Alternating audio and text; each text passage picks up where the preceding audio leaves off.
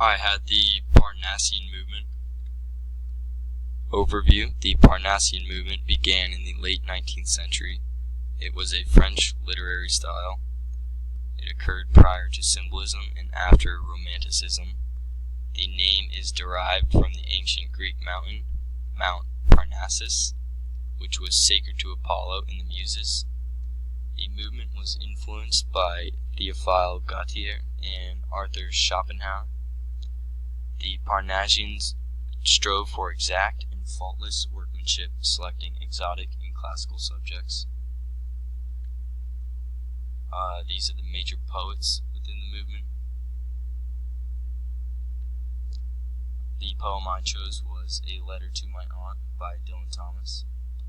To you, my aunt, who would explore the literary Chankly bore, these paths are hard, for you are not a literary Hottentot, but just a kind and cultured dame, who knows not Eliot to her shame.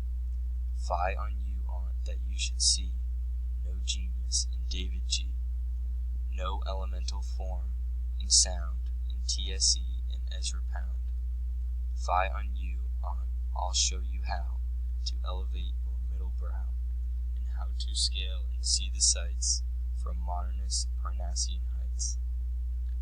First buy a hat, no Paris model, but one the Swiss wear when they yodel, a bowler thing with one or two feathers to conceal the view, and then in sandals walk the street.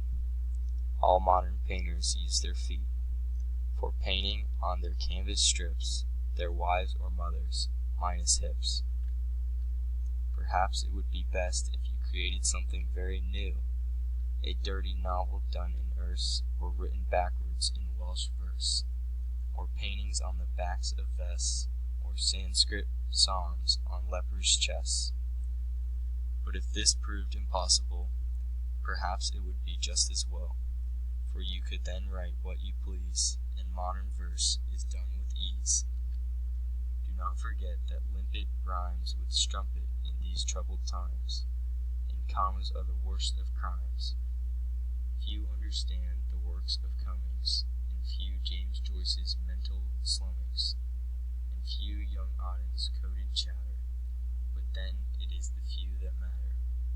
Never be lucid, never state, if you would be regarded great, the simplest thought or sentiment, for thought we know is decadent.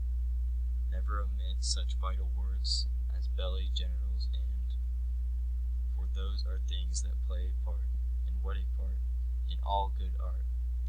Remember this, each rose is wormy, and every lovely woman's journey. Remember this, that love depends on how the Gallic letter bends. Remember too, that life is hell, and even heaven has a smell of putrefying angels who make deep, deadly whoopee in the blue. These things remembered, what can stop a poet going to the top? A final word before you start the convulsions of your art. Remove your brains, take out your heart. Minus these curses, you can be a genius like David G. Take courage, aunt, and send your stuff to Geoffrey Grigson with my love. And may I yet live to admire how well your poems light the fire. I interpreted the meaning of the poem as a satire in which Thomas frequently referenced other poets in order to criticize their poetic techniques and works.